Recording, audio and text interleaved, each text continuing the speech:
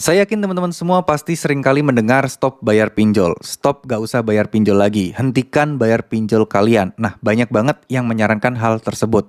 Alasannya kenapa dan kenapa itu menjadi sebuah solusi yang terbaik untuk saat ini. Nah, kita akan kupas tuntas di video kali ini. Semoga dengan begini kalian tidak bertanya-tanya lagi dan teman-teman juga mulai mengerti bagaimana sih caranya menghadapi di situasi yang gagal bayar atau telat bayar di aplikasi pinjaman online ketika kita sudah tidak punya uangnya, ketika kita sudah kita tidak ada dana untuk membayarnya. Apa yang harus kita lakukan? Oke.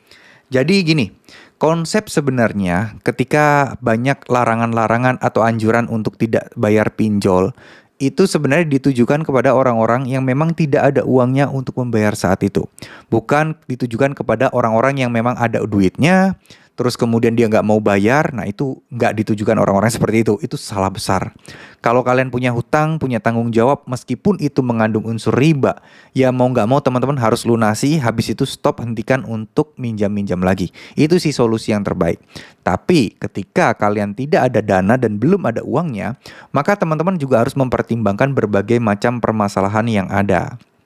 Jadi gini, ketika kita dihadapkan terkait masalah aplikasi pinjaman online gitu ya teman-teman ya, kita selalu akan melihat penagihan-penagihan yang mungkin kurang mengenakan, bahkan cenderung memaksa kita untuk mencari dana talangan, yang artinya ini juga sama halnya menyarankan kita untuk gali lubang dan tutup lubang.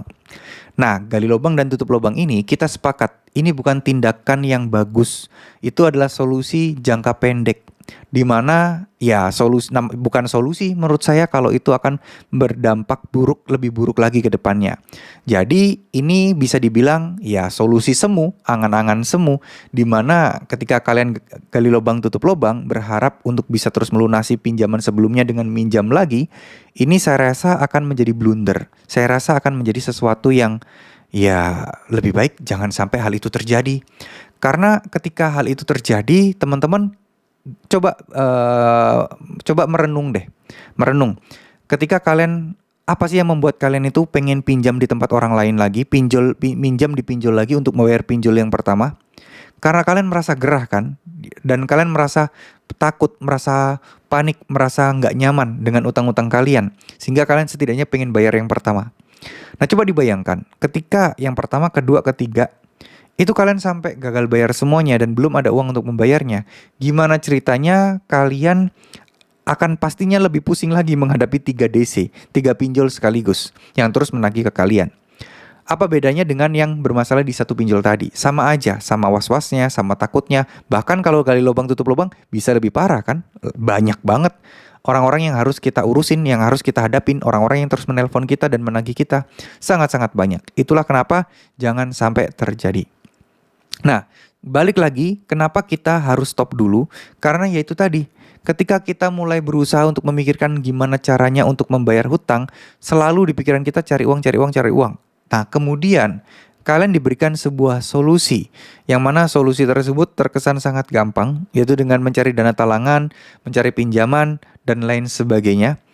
Itu tentu saja akan menjadi sesuatu yang akan merugikan kita semua, teman-teman. Jadi lebih baik galbe aja di satu pinjol. Selebihnya masalah denda bunga pikirkan belakangan. Ya, kalau kalian mau ngapain? Ya, kalau udah dapat pekerjaan sih enak. Kalau yakin bulan depan pasti bisa bayar sih nggak masalah. Tapi yang jadi masalah adalah pekerjaan aja masih sulit. Terus kemudian buat bayar utang juga buru-buru, buat makan aja susah gitu ya. Nah, hal-hal seperti ini perlu kalian sadari. Lebih baik bermasalah di satu aplikasi pinjaman online dibandingkan ke banyak pinjol. Nah, kalau sudah bermasalah di satu pinjol, jelas nanti arahnya kemana, DC-nya mau ngapain aja dan lain sebagainya, itu jelas, aman. Jadi fokus kalian adalah di pekerjaan kalian. Biarkanlah pinjol merajalela terus kemudian menagih-nagih kalian, biarkanlah. Yang paling penting tujuan teman-teman adalah fokus untuk memperbaiki finansial kalian. Melakukan aktivitas pekerjaan seperti biasanya, terus konsisten, rajin, dan lain sebagainya, itu yang paling penting ya.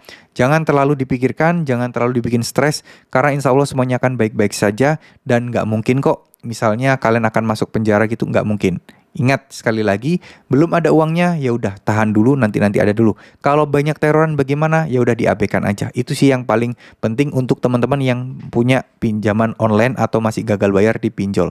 Jadi nggak ada cara yang paling penting lagi selain hal itu, ya. Jadi tetap semangat, semoga rezeki teman-teman dipermudah oleh Allah SWT, semoga rezekinya lancar, semoga setiap usaha-usahanya diberikan kemudahan, dan semoga teman-teman bisa melunasi semua utang-utangnya. Amin, amin, ya robbal alamin. Terima kasih, wassalamualaikum warahmatullahi wabarakatuh.